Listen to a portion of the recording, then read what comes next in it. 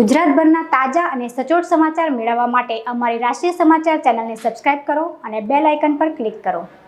21મીને રવિવારે રજાના દિવસે પાલ ગામમાં આવેલી તલાટીની ઓફિસ ખુલ્લી હોવાનું ધ્યાને આવતા ગ્રામજનોએ કચેરીમાં જઈને તપાસ કરતા એક ત્રાહિત વ્યક્તિ સરકારી કાગળો કાઢી રહ્યો હતો।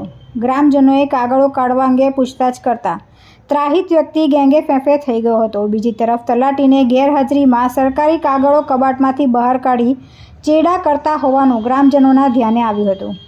ત્રાહિત વ્યક્તિએ પાલ ગામની એક વિવાદિત જમીનનો તુમાર બહાર કાઢ્યો હતો, જે જમીનનો તુમાર બહાર કાઢ્યો હતો અને તેનો હાલ સિટી પ્રાંત કચેરીમાં કેસ ચાલી રહ્યો હોવાનું જાણવા મળ્યું છે।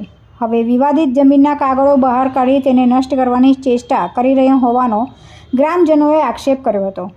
હાલ તો ગ્રામજનોએ રજાના દિવસે સરકારી કચેરીમાં સરકારી કાગળો બહાર કાઢનારા ત્રાહિત વ્યક્તિ સામે અડાજણ પોલીસ મથકમાં ફરિયાદ કરી હતી। આ સાથે જ અડાજણ મામલતદાર અને જિલ્લા કલેક્ટરને પણ ફરિયાદ કરી હતી। કલેક્ટરને ફરિયાદ મળતા તેમણે તાત્કાલિક તપાસ કરી રિપોર્ટ કરવા આદેશ આપ્યો છે।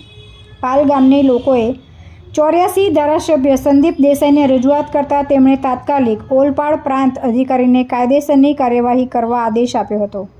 આ ઉપરાંત અડાજણ મામલતદારને પણ યોગ્ય તપાસ કરી નિયમ અનુસાર કાર્યવાહી કરવા સૂચના આપી હતી। ધારાસભ્યની સૂચનાને પગલે અધિકારીઓ દોડતા થઈ ગયા હતા। રવિવારની ઘટના સંદર્ભે ગ્રામવાસીઓએ વિડીયો રેકોર્ડિંગ સહિતના પુરાવા પોલીસને સોંપ્યા છે। તુલસી શર્મા સાથે રાષ્ટ્રીય સમાચાર, સુરત।